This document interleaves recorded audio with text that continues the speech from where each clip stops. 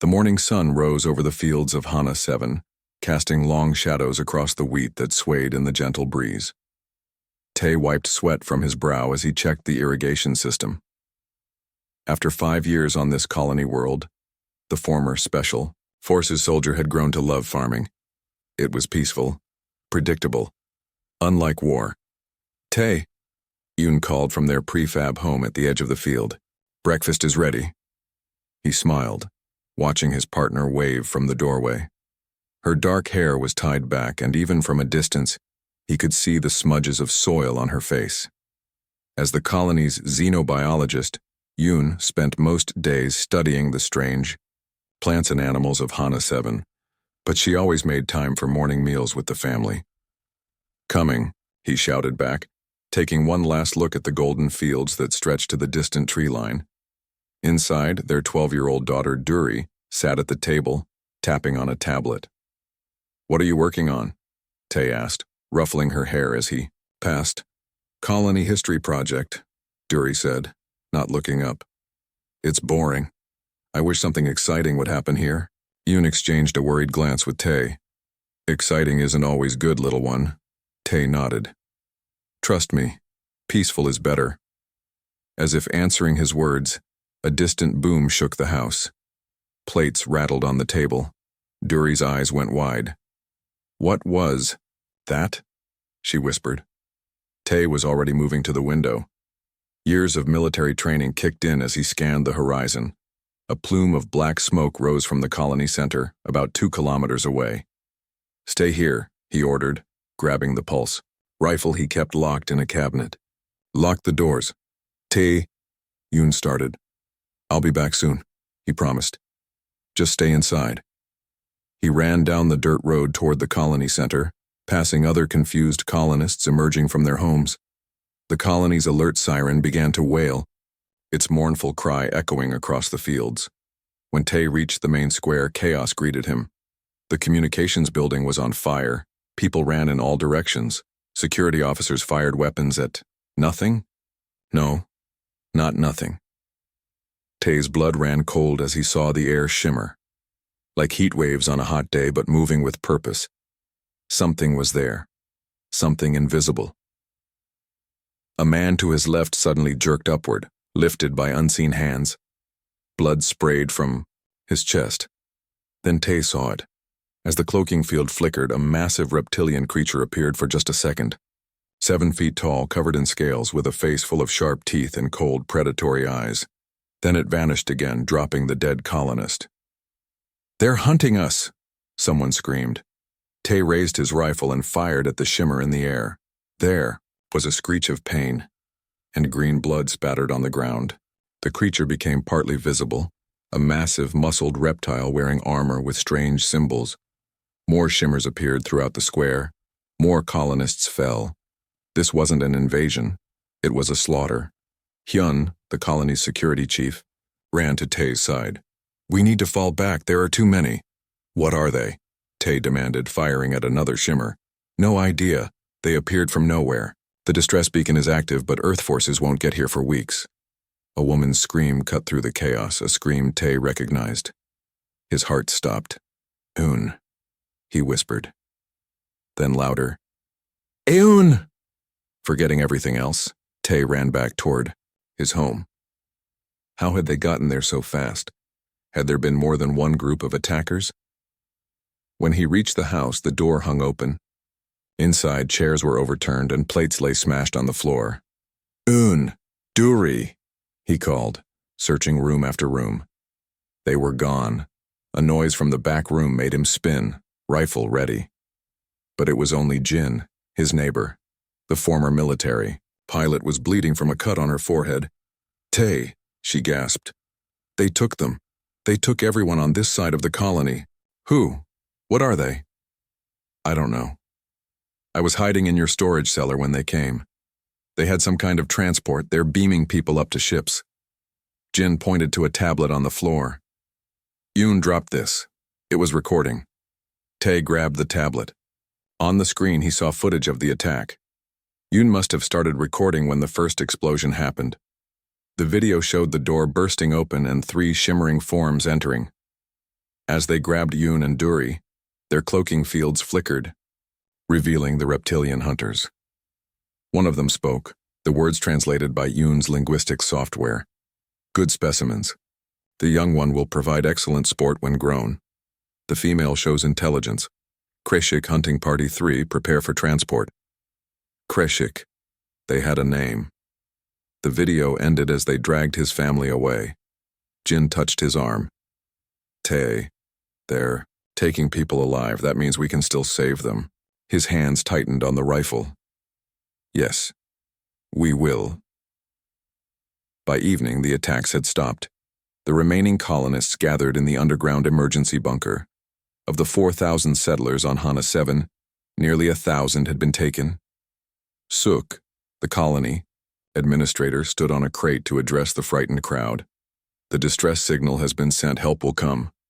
In weeks, someone shouted. By then we'll all be dead or captured. Tae pushed his way to the front. We need to fight back. Now, with what? Hyun asked, gesturing to their limited weapons. Did you see their technology? Their ships? We're outmatched. I know, Tae said, but I studied their movements. They're not here to kill us all or take our planet. They're hunting us. For sport. Murmurs spread through the crowd. Yoon's tablet recorded them. They called themselves Kreshik. They're taking people as specimens and talking about sport. These aren't invaders. They're hunters. And we're the prey. Jin stood beside him. If they're hunters, they have a base nearby. A hunting lodge. Or a preserve. Somewhere they take their trophies. The word hung in the air, terrible in its implications. I'm going to track them, Tae announced. Find where they're keeping our people. That's suicide, Hyun argued. Maybe, Tae admitted, but I was special forces before I was a farmer. I know how to move unseen, and I'm not waiting for Earth forces to arrive when my family is in danger now. Others stepped forward, colonists, with military or security backgrounds. Jin, a handful of others whose loved ones had been taken. We'll need supplies, Jin said, and a plan. As they talked strategy, a colonist ran into the bunker. They're back, another ship just entered orbit. Everyone fell silent. Then came the distant sound of transport beams. Outside, under the cover of night, they could see the strange ships hovering over the colony, their lights scanning the ground, looking for more prey. They don't know what's coming, Tae whispered as he led his small team toward the tree line. They think we're just prey, but they're wrong. He thought of Yoon and Duri somewhere above them, captives of these alien hunters. The hunt has just begun, he said, and this time, we're going after them. The forest at night was alive with sounds, but Tae moved silently through the undergrowth. 5 years as a farmer hadn't dulled the skills he learned in special forces. Behind him crept Jin, Hyun, and 3 other colonists with military experience. There, Tae whispered, pointing to a clearing ahead. A shimmer in the air marked the presence of a cloaked Kreshik hunter. It moved slowly, scanning the ground with a device that glowed blue in the darkness. It's tracking someone, Jin said quietly. Tae nodded. And we're tracking it. For hours they followed the hunter through the forest, always staying downwind. Twice more hunters joined the first, communicating in harsh clicks and hisses. Near dawn, the Kreshik stopped in a large clearing. One pressed a device on its wrist. A beam of light shot from the sky and the hunters vanished. Transport beam, Hyun said. Must lead to their ship. Tae studied the spot where the hunters had disappeared. We need to get on that ship. How? Asked one of the colonists. We can't just call for a beam. Tae's eyes narrowed. We wait. They'll be back for more hunting. When they return, we'll be ready. They set up a hidden camp nearby and took turns watching the clearing. A day passed, then another. On the 3rd day, the familiar shimmer appeared. 3 hunters, Jin reported. Same as before. Tae checked his rifle. Remember the plan. We take one down silently. I'll wear its armor and use its communicator to call for transport. The rest of you grab onto me when the beam comes. The Kreshik hunters split up, giving the humans their chance. Tae and Jin followed one that moved deeper into the forest. They waited until it bent down to examine tracks on the ground. Tay struck first, his knife finding the gap in the armor at the neck. Green blood spurted as the creature let out a gurgling cry, then fell silent. Working quickly, they stripped the body of its armor and devices. The armor was too large for a human, but Tay managed to wear enough pieces to look convincing from a distance. "This is our only chance," he told the others. "If we fail, our families are lost." When they returned to the clearing, Tay stepped into the open wearing the Kreshik armor. The device on the wrist had simple markings. He pressed what he hoped was the transport button. For a long, awful moment, nothing happened. Then the beam of light shot down from the sky, surrounding him. Jin and the others rushed forward, grabbing onto him as the light grew brighter. The world disappeared in a flash. When Tay could see again, they were in a large metal room. Before anyone could react, Jin fired her stunner at the Kreshik operator of the transport. The reptile collapsed without a sound. "Quick," Tay said, removing the bulky armor. "We need to find where they're keeping the captives." The ship was enormous. They moved carefully through dimly lit corridors, hiding whenever they heard the heavy footsteps of Kreshik patrols. Ty found what appeared to be a control panel and tried to make sense of it. "Look." Jin pointed to a screen showing different sections of the ship. "That looks like holding cells." One image showed humans in what seemed to be a forest environment. But something was wrong. The trees were too perfect, the sky too blue. "It's fake," Hyun realized. "A habitat of some kind." They found a service tunnel that led toward the holding area. As they crawled through it, the metal walls gave way to dirt and artificial plant life. They emerged inside the fake habitat. "It's a hunting preserve," Tay said grimly. "They're keeping humans here to hunt them for sport." From their hiding place in the bushes, they watched as a small group of humans huddled near a stream. 2 Kreshik hunters approached, their cloaking only, partially engaged so the humans could see the shimmer in the air. "They want them to be afraid," Jin whispered. "They want them to run." Tay's hand tightened on his rifle. "Not today." He took careful aim and fired. The shot hit the first hunter in the head, dropping it instantly. Before the second could react, Jin and Hyun fired together. The hunter fell with a shriek. The humans by the stream stared in shock as Tay and his team emerged from the bushes. "We're from the colony," Tay announced. "We're here to rescue you." A woman stepped forward. "Tay? Is that you?" It was Suk, the archaeologist who had gone missing months before the main attack. "How many of you are there?" Tay asked.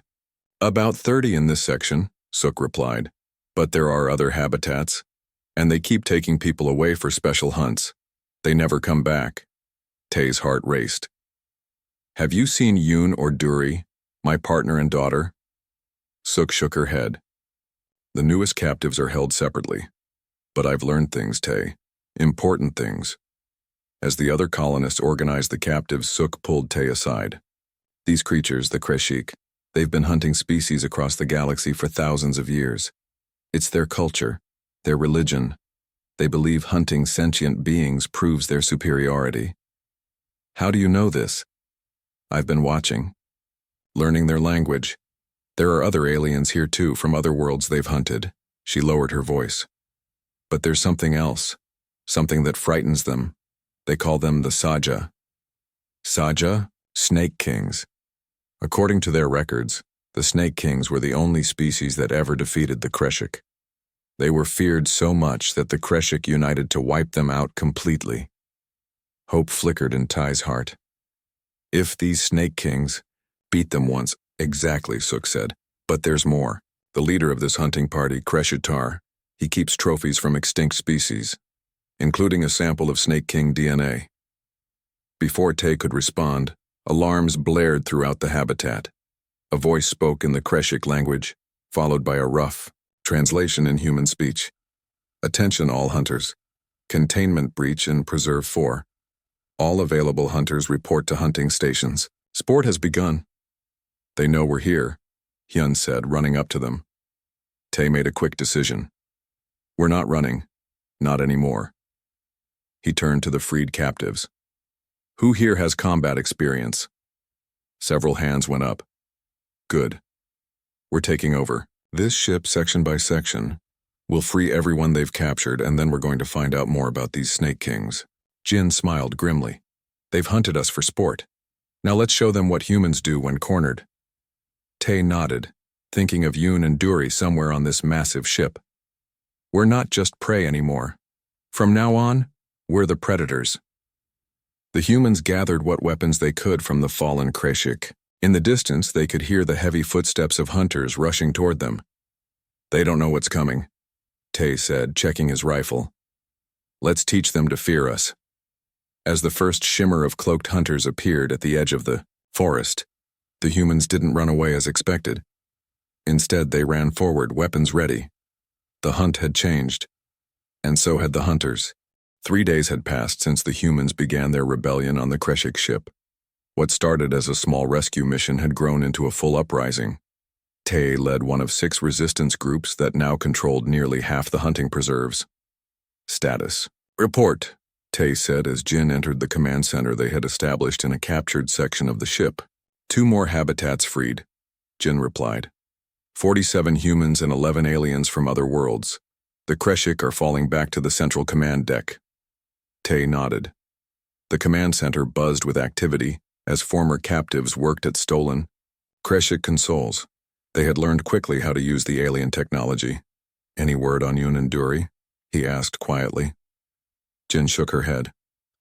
Not yet, but we found something else. She gestured to a small alien with blue skin who stood nervously nearby. This is Na. He says he knows about the Snake Kings. Na stepped forward. He stood only 4 feet tall, with large eyes and 6 fingers on each hand. My people, Na said, in broken human language, were hunted by Kreshik for 300 years. Old stories tell of Snake Kings. Only ones Kreshik fear. Tay leaned forward. What were they like? These Snake Kings? Not kings as you think. Not rulers. Creators. Na made a twisting motion with his hands. Made life to serve them. Changed. Their own bodies. Very smart. Very dangerous. Genetic engineers. Suk translated, joining them. The Snake Kings were master geneticists. Yes, Na agreed. They make weapons that live. Weapons that think. Kreshik tried to hunt Snake Kings. Snake Kings make new creatures that hunt Kreshik instead. Before Tay could ask more questions, Hyun burst into the room. We found them, he shouted. We found Yoon and Duri. Tay's heart raced. Where? Special research section. The Kreshik have been studying them because Yoon kept asking questions about their biology. They thought she was unusually intelligent for a prey species. How heavily guarded? Very. The section is near the command deck. It's controlled by Kreshvar, the expedition commander. He's the brother of Kreshtar, the lead hunter. Tay turned to Jin. Gather our best fighters. We move in 1 hour. As the team prepared for the rescue mission, Suk approached Tay with a tablet showing Kreshik writing. I found something in their database, and she said, the Kreshik didn't just fear the Snake Kings. They believed they had wiped them out completely. They bombarded their homeworld and hunted down every last one they could find. But, Tay prompted, sensing there was more. But they kept samples. DNA, tissue, cultural artifacts, trophies of their greatest victory. She pointed to a section of the ship on the display. It's all kept in a secure vault near where they're holding Yoon and Duri. Tay's eyes narrowed. 2 targets, 1 mission. The rescue team moved silently, through maintenance tunnels, avoiding the main corridors where Kreshik guards patrolled. They had learned to use the hunting technology against its creators, employing partial cloaking devices stolen from dead hunters. When they reached the research section, Tay signaled the team to hold position while he and Jin scouted ahead. Through a viewing panel, he finally saw them, Yoon and Duri in a large, well-lit room. They appeared unharmed. Yoon was speaking to a Kreshik scientist while Duri sat quietly at a table, drawing something. 6 guards, Jin whispered. Plus the scientist. Tay studied the room layout. We go in fast, stun weapons only near Yoon and Duri. The team moved into position. On Tay's signal, they burst into the room from 2 different entrances. The guards had no time to react before stun blasts hit them. The scientist reached for an alarm, but Jin took him down with a precise shot. "Tay!" Yoon cried out, running to him. Duri was right behind her, throwing her arms around her father. "Are you hurt?" Tay asked, checking them both quickly. "No," Yoon said. "They've been studying us, not hurting us. They're fascinated by human biology and intelligence." "We need to move," Jin urged. "Suk, the vault?" Suk consulted the tablet. 2 levels down, high security. Yoon looked between them. "What vault?" As they moved through the corridors, Tay explained about the Snake Kings and what they had learned. "Biological weapons," Yoon mused. "That explains the questions the scientist was asking me about human genetic engineering capabilities." "Why would that matter?" Yoon asked. "They're afraid," Yoon said. "Afraid humans might be similar to the Snake Kings, capable of the same kind of biological innovation." They reached the vault level. Unlike the utilitarian corridors of the rest of the ship, this area was decorated with strange symbols and trophies, body parts and artifacts from dozens of species. "This is sick," Jin muttered. "It's their culture," Suk reminded them. "Hunting is their religion." The vault door was massive, made of a dark metal with intricate locking mechanisms. Suk studied the control panel. "I can't bypass this," she admitted. "We need a Kreshik with high clearance." Tay smiled grimly. "Then we'll get one." They didn't have to wait long. Alarms had begun to sound throughout the ship. As the Kreshik became aware of the rescue, a group of heavily armed hunters approached, led by a larger Kreshik with elaborate armor. "That's Kreshitar," Suk whispered. "The lead hunter." "Perfect," Tay said. "Everyone ready?" The ambush was swift and precise. Most of the hunters fell to stun blasts. Kreshitar fought fiercely, wounding 2 humans before Jin managed to shoot out his legs. He collapsed, hissing with rage. Tay stood over the fallen hunter, rifle pointed at his head. "The vault! Open it!" Kreshitar clicked his teeth in what might have been laughter. "You are prey. You do not give orders. Your hunters are dead or captured. Your preserves are emptied. Your prey are now the hunters," Tay said calmly. "Open the vault, or join your ancestors." Perhaps it was the calm in Tai's voice or the evidence of the human success all around them. Whatever the reason, Kreshitar seemed to reassess the situation. "You will all die when Kreshivar returns with the fleet," he said, but he moved to the control panel. The locks disengaged with a series of heavy clicks. The vault door swung open, revealing a room filled with containers of various sizes, each one carefully labeled and sealed. "Look for anything related to the Snake Kings," Tay ordered. They searched, quickly. It was Duri who found it, a small container marked with symbols that matched those Na had drawn to represent the Snake Kings. "Here," she called out. Before they could examine it further, new alarms blared. A voice echoed through the ship in the Kreshik language, followed by the rough human translation. "All hunters return to command. Cleansing protocols initiated. Preserve purge in 30 minutes.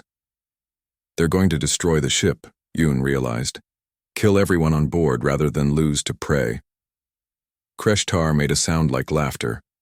"Yes, my brother comes with the war fleet.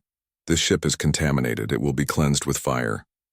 Tay grabbed the container Duri had found along with several others nearby. "We need to get to the escape pods now." As they ran from the vault, Kreshitar called after them. "It does not matter if you escape. We will find you again. We will hunt you until the last human falls." Tay paused at the doorway. "No," he said, quietly. "You hunted us for sport, but the game has changed." He held up the container with the Snake King symbols. "Now we bring your nightmares back to life."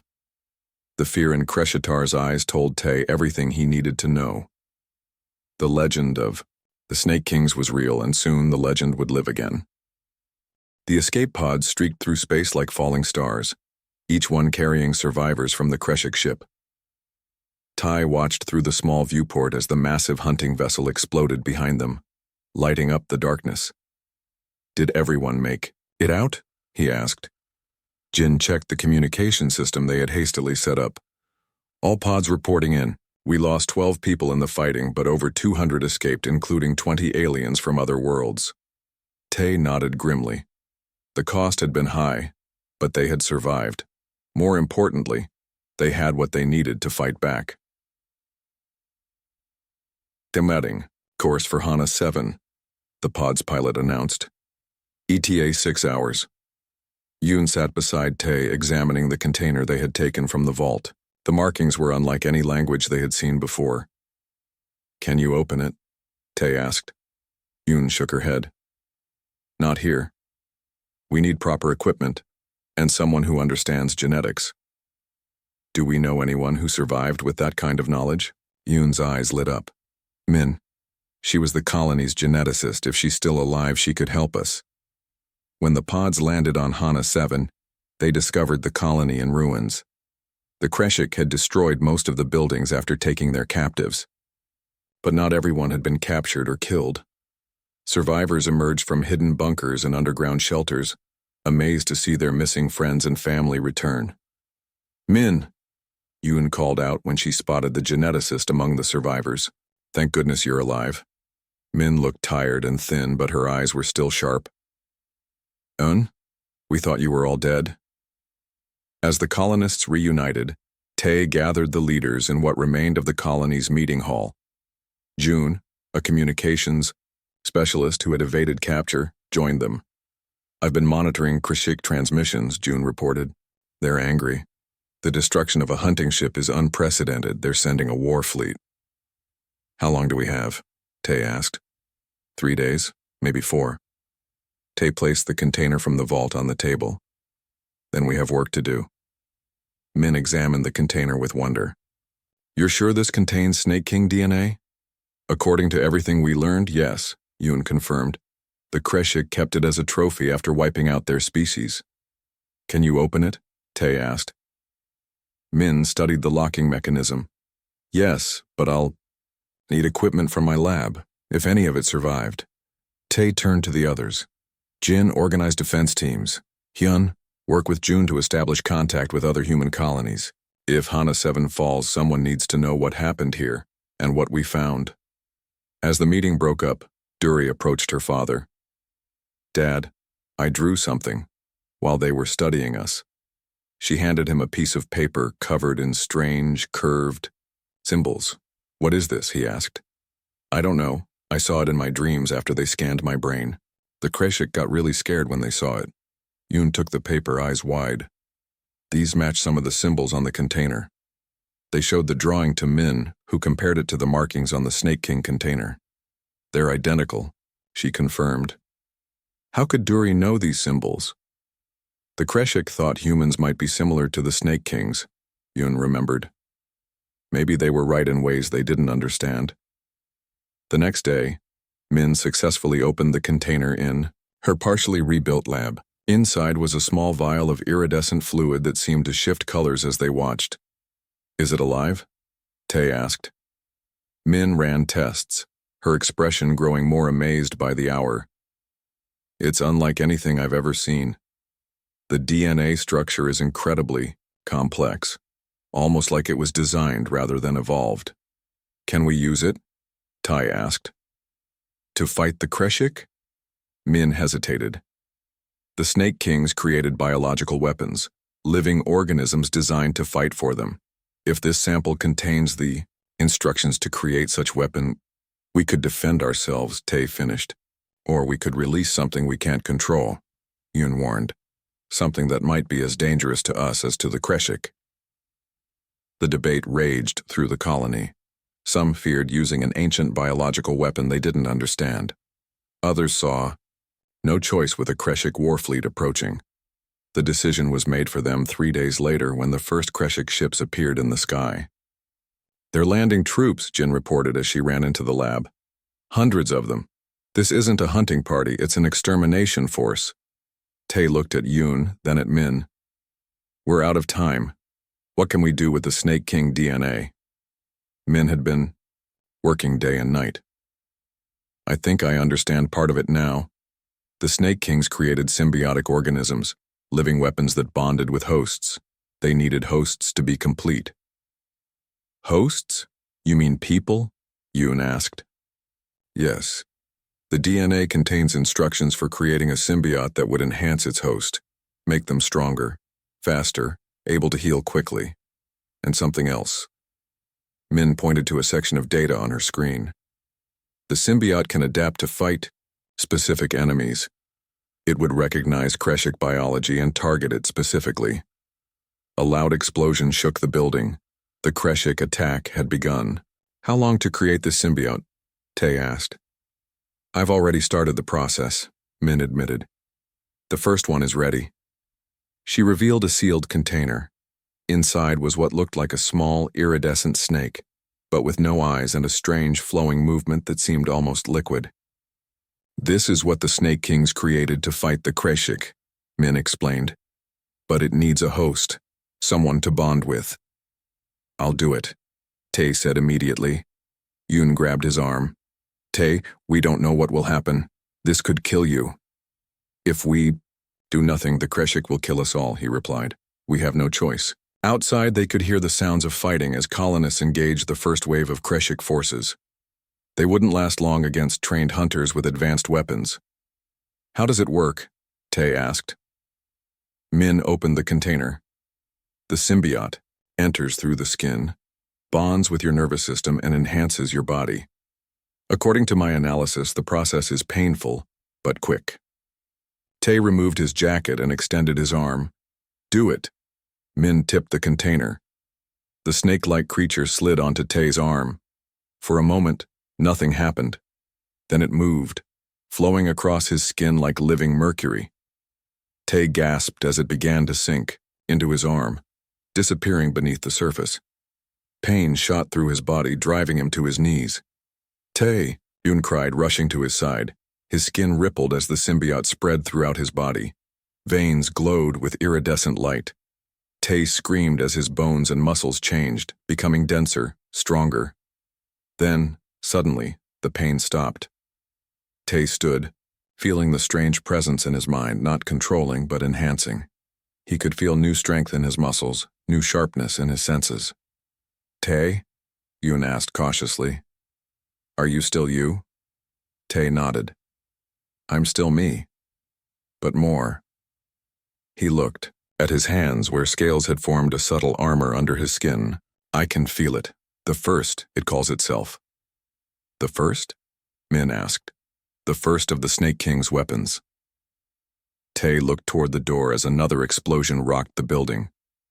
And now, the Kreshik will remember why they feared them. He walked to the door, his movements fluid and precise. Make more. As many as you can. Find volunteers to bond with them. Where are you going? Yoon asked. Tae smiled, and for a moment his eyes shimmered with the same iridescence as the symbiote. To show the Kreshik that humans are not prey. He stepped outside into the battle, and the first sang in his blood. The hunters were about to become the hunted. Tae stepped out into chaos. The Kreshik attack force had surrounded what remained of the colony, their weapons cutting through the makeshift defenses. Human fighters fell back as reptilian hunters advanced, no longer using cloaking devices. They had come to exterminate, not to hunt.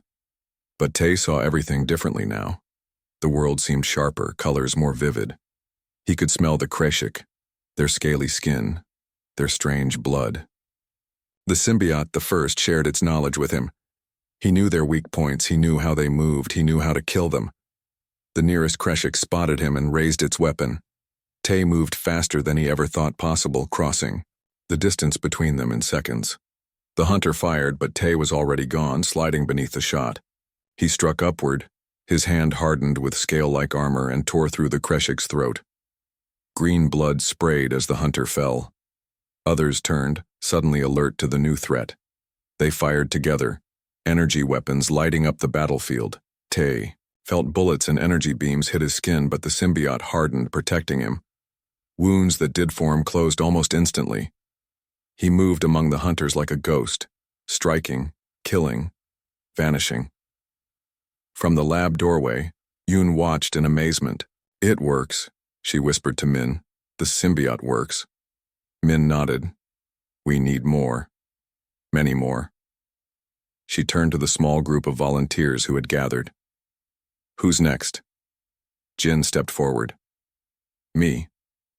One by one, the symbiotes were bonded to human hosts. Each person screamed in pain during the transformation, but each rose stronger, faster, different. Some developed scale-like armor, others grew claws or fangs. The symbiotes adapted to each host, creating the perfect weapon against the Kreshik.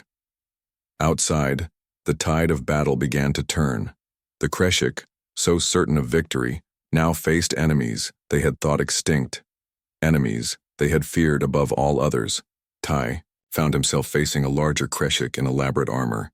Kreshivar, the expedition commander, brother to the hunter Tay had captured on the ship. Abomination, Kreshivar hissed. You desecrate yourself with the Snake King filth. Tay felt the symbiote react to the Kreshik leader's voice. Hatred, ancient and deep, flowed through his veins. Not his hatred, the symbiote's memory of what the Kreshik had done to its creators. You hunted us, Tay said quietly. You took my family. You thought we were just prey. You are prey, Kreshivar snarled, drawing a curved blade. You will always be prey. They fought across the burning colony. Kreshivar was fast and skilled, his blade finding gaps in Tay's defenses. But each wound sealed instantly, the symbiote, learning, adapting. When Tay finally struck the killing blow, driving his hand through the Kreshik commander's chest, he felt no triumph, only a grim sense that justice had been served. More bonded humans joined the fight. The Kreshik, facing defeat for the first time in generations, began to retreat to their ships. They're running, Jin said as she approached Tay, her skin now marked with iridescent patterns where her symbiote had changed her. We've won. Not yet, Tay replied. They'll come back. With more ships, more hunters. June found them, a communications device in his hand. Good news. I made contact with the nearby human colonies. Reinforcements are coming. We're not alone anymore. As the sun set over the ruined colony, the humans gathered to assess their situation. 50 people had bonded with symbiotes. All had survived. All had changed. What do we do now? Hyun asked. Like the others, he had been transformed. His eyes glowed with the same iridescent light as the symbiotes. We take the fight to them, Tay said. We captured one of their ships intact. We have their navigation data. We know where their homeworld. Is their homeworld? Yoon asked, concerned. You want to attack the Kreshik homeworld? Not to destroy them, Tay explained. To end this once and for all, the symbiotes remember. The Kreshik hunted the Snake Kings to extinction, but they never surrendered.